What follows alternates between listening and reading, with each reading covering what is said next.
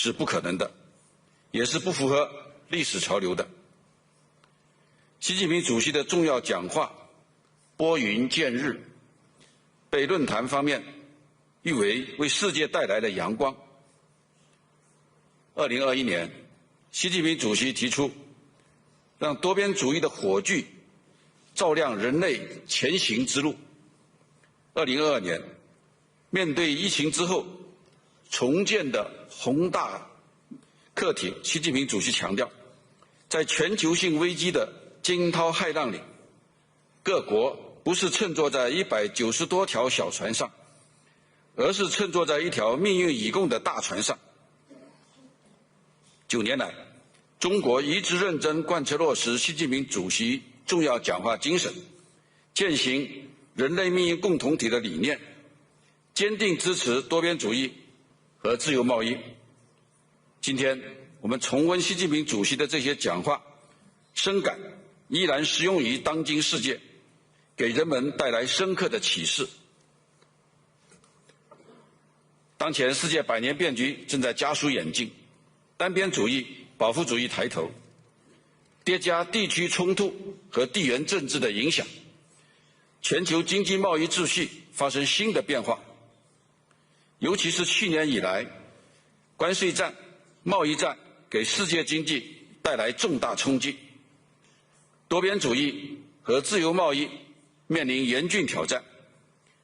面对世界之变、时代之变、格局之变，习近平主席相继提出全球发展倡议、全球安全倡议、全球文明倡议，去年又提出全球治理倡议，凝聚起要团结不要分裂，要合作不要对抗的共识和力量，为解决世界面临的共同问题提供了中国的方案。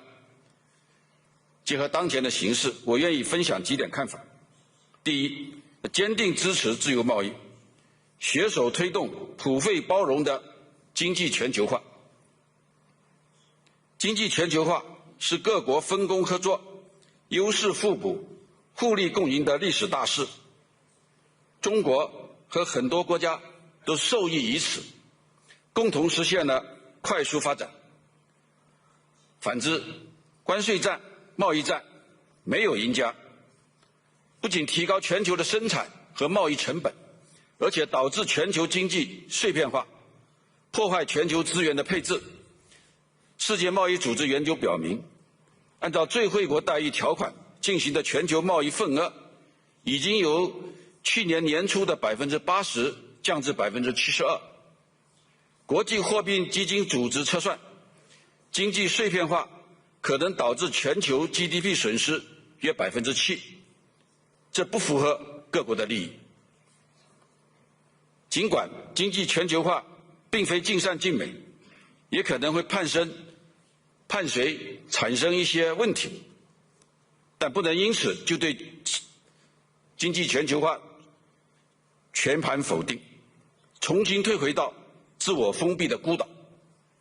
正确之道应当也只能是通过对话，共同找到解决问题的思路，引领好经济全球化的走向。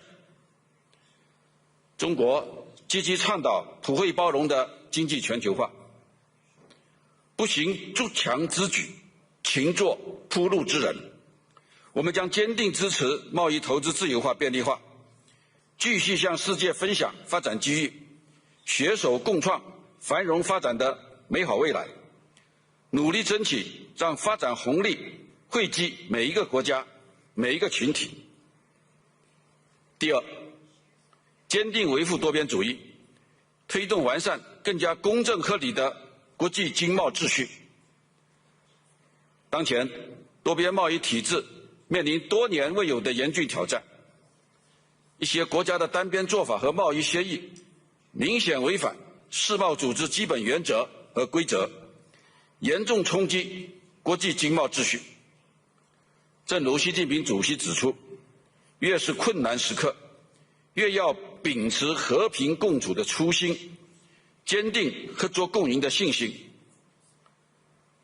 多边主义是维护国际秩序稳定、促进人类发展进步的人间正道，规则面前应当人人平等，极少数国家不应当有基于实力的特权，世界不能重新回弱强势的丛林法则，各国都有权维护自身的正当权益。中国加入世贸组织以来，一直严格遵守世贸规则，认真履行承诺，并且主动作出更大贡献。去年郑重宣布，在世贸组织当前和未来谈判中，不寻求新的特殊和差别待遇。中国将继续坚定维护以世贸组织为核心、以规则为基础的多边贸易体制，坚定支持世贸组织、国际货币基金组织等多边机构改革，提升多边贸易体制的权威性、有效性、包容性，提高全球南方国家和发展中国家的代表性。中国乐见各国达成互利互惠的贸易协议，但相关协议应当符合世贸组织的规则，不能损害第三方利益。第三，坚持合作共赢，致力共同做大合作的蛋糕，合力破解发展的难题。当前世界经济增长动能不足，国际货币基金组织预计2026年全球经济增速为 3.1%， 低于疫情之前 3.7% 的历史平均水平。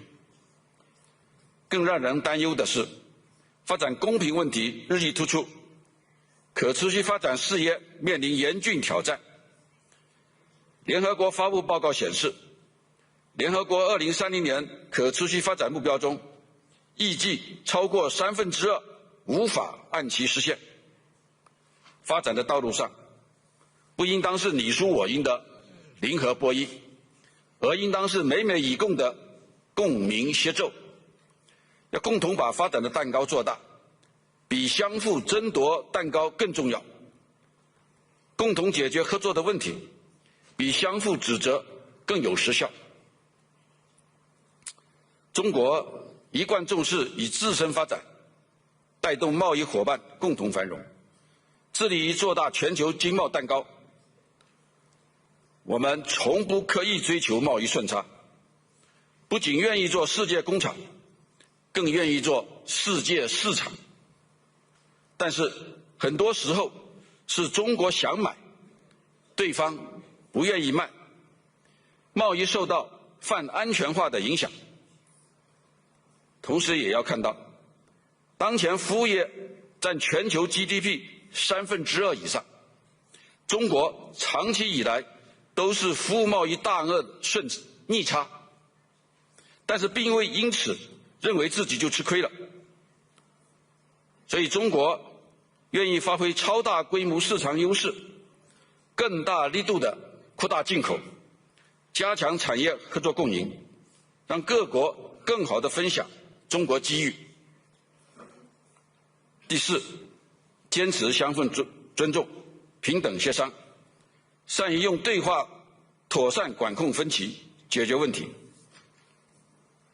过去1年，中美经贸关系经历了一些波折，在两国元首韩国釜山会晤和4次通话共识的引领下，中美两国经贸团队先后举行了5轮经贸磋商，按照相互尊重、和平共处、合作共赢的原则，妥善处理两国经贸领域的一些突出问题，保持了经贸关系总体的稳定。事实再次证明，中美和则两利，斗则俱伤，双方应该也能够相互成就，共同繁荣。这有利于两国，也有利于世界。中美经贸磋商情况也充分表明，只要相互之间能够平等协商、相向而行，办法总比问题多。坦诚而言，世界各国社会制度不同，发展制度有别，历史文化各异，发展和交流交往过程中，难免会有一些分歧和摩擦，有时其实只是误解。关键 as they develop and interact. But sometimes these are merely misunderstandings. The key is to uphold the spirit of equality, respect, and mutual benefit, build trust through dialogue, and resolve disputes through consultation.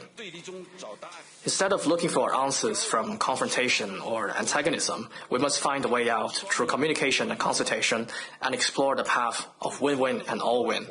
China is a trading partner, not a rival for other countries. And China's development presents an opportunity, not a threat, to the world's economy. When it comes to differences and misunderstandings in international economic and trade cooperation, China calls for equal consultation to enhance mutual trust, bridge differences, and solve problems. Ladies and gentlemen, friends, over the past 5 years, the Chinese economy has made steady progress. We have deepened reform and opening up, continued to expand the consumer market, made solid headway in developing new quality productive forces, and accelerated the green and low-carbon transition. With an average annual growth rate of around 5.4%, China's economy has expanded to 140 trillion RMB yuan, contributing approximately 30% to global economic growth. Over the past 5 years, China has imported over $15 trillion worth of goods and services. Its overseas investment has generated over $300 billion of tax revenue, created numerous jobs, and boosted local economic growth. The Chinese economy is on solid foundations, demonstrating advantages in many areas, strong resilience, and great potential. China's development has been achieved mainly through reform, opening up, and innovation, rather than so-called government subsidies. Admittedly, we do face some old and new problems and challenges, but they are predominantly the growing pains of our development and transition, and we are working hard on them, and we are fully confident and capable of tackling all kinds of risks and challenges. Last October, the 20th Central Committee of the Communist Party of China held its fourth plenary session and adopted the recommendations for the 15th five-year plan, laying out the top-level design and strategic blueprint for China's economic and social development in the next 5 years. China will further apply the new development philosophy of innovative, coordinated, green, open, and shared development put forward by President Xi Jinping, work faster to foster a new development paradigm with domestic circulation as the mainstay and domestic and international circulations reinforcing each other. Fully tap into the potential of our supersized market with 1.4 billion people and strive for new progress in high-quality development. We will improve our market rules and institutional safeguards and provide more opportunities for all other countries. China will actively expand domestic demand and share with the world the opportunities in its vast market. Currently, China is the world's second-largest consumer market, and in many segments, such as automobile, mobile phone, and home appliances, it is already the largest one. But its per capita consumer spending is still below that of developed economies. As China's middle-income group continues to grow, there will be more and more diverse needs for a higher quality of life, which means immense potential for consumption. China has put domestic demand on top of its economic agenda this year and is working faster on an income growth plan for both urban and rural residents to vigorously boost consumption and make itself a consumption powerhouse on top of a manufacturing powerhouse. China will continuously promote investment in both physical assets and in human capital, actively expand investment and consumption in such areas as education, medical services, and elderly care, and create more space for consumption. We will continue to host events such as the China International Import-Expo, further expand import and encourage more quality products across the globe to enter the Chinese market. We encourage businesses from around the world to seize the opportunities presented by our expanding domestic demand, provide more and better products and services, and further explore China's consumer market so as to gain a head start in the fierce international competition. China will steadfastly expand opening up and share with the world the opportunities from its high standard opening up. Reform and opening up is China's fundamental state policy. China will open its door still wider to the world. China will actively expand voluntary opening up, align with high standard international economic and trade rules, expand market access and open more areas, particularly in the service sector, and step up our efforts to attract and utilize foreign investment. China will continue to foster a market-oriented, law-based and world-class business environment, provide equal treatment for both domestic and foreign enterprises, and make the demand list of businesses a service list of the government. Should foreign enterprises encounter any problems in China, please do not hesitate to inform us and we will actively address them. China is committed to deepening international industrial specialization and collaboration, keeping global industrial and supply chains secure and stable, and building a global market of shared benefits. We welcome foreign enterprises to invest in China and share in China's opportunities. We also hope governments of other countries can provide a fair, non-discriminatory, transparent, and predictable investment environment for Chinese enterprises. China will accelerate sci-tech innovation and share with the world the opportunities from its innovation-driven development. The latest round of technological revolution and industrial transformation is unfolding at a faster pace, creating new historical opportunities.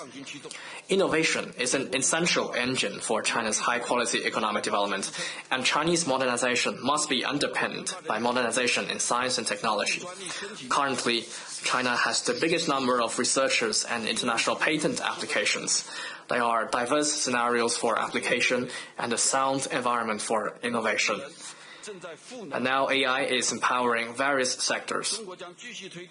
China will continue to promote full integration between technological and industrial innovation, strengthen the protection and application of intellectual property rights, and stimulate the vitality of all innovators.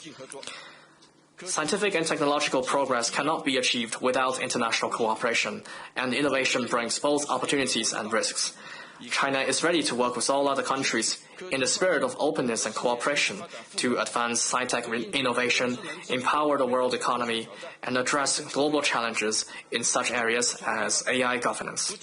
China's innovation-driven development not only serves itself, but also benefits the world. We welcome companies from around the world to deepen cooperation with China on innovation and sharing the opportunities presented by innovation-driven development. China will pursue green development and share with the world the opportunities from green and low-carbon transition. At the UN Climate Summit last September, President Xi Jinping solemnly announced China's 2035 nationally determined contributions. This is the first time that China put forward an absolute emissions reduction target, which is a testament to China's firm resolve and maximum effort. China has put in place the world's largest renewable energy system and the most complete new energy industrial chain. We will control both the total amount and intensity of carbon emissions across the board and strive to achieve carbon peaking before 2030 and carbon neutrality before 2060.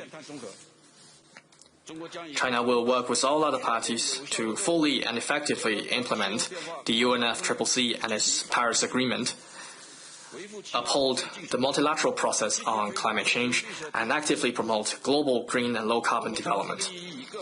China will work with all parties to foster closer partnerships for green development, address the shortfall in green production capacity, and ensure the free flow of quality green products globally. We invite enterprises from all over the world to embrace the opportunities from green and low-carbon transition, work closely with China in such areas as green infrastructure, green energy, green minerals, and green finance, and jointly create a green and prosperous future.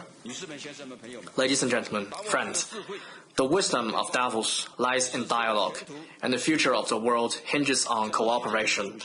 As President Xi Jinping noted, for us to break through the mist and embrace a bright future, the biggest strength comes from cooperation, and the most effective way is through solidarity. Let us uphold the vision of a community with a shared future for humanity, carry forward a spirit of dialogue, enhance openness and cooperation, and steer the giant ship of the world economy steadily forward on the vast blue ocean, breaking all winds and waves. Let's build a better future for all. I wish this annual meeting a full success. Thank you.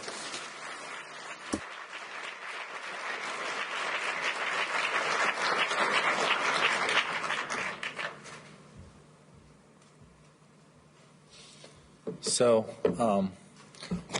Vice Premier He, I really appreciated your words.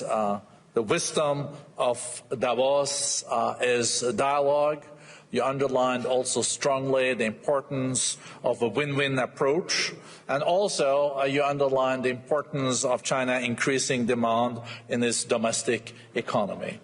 When China was first in Davos, in beginning of the 80s, China was 2% of the global GDP. Today, China is close to 20% of the global GDP. So it is a very important path also then China is following. On behalf of everyone here, I would like to thank you.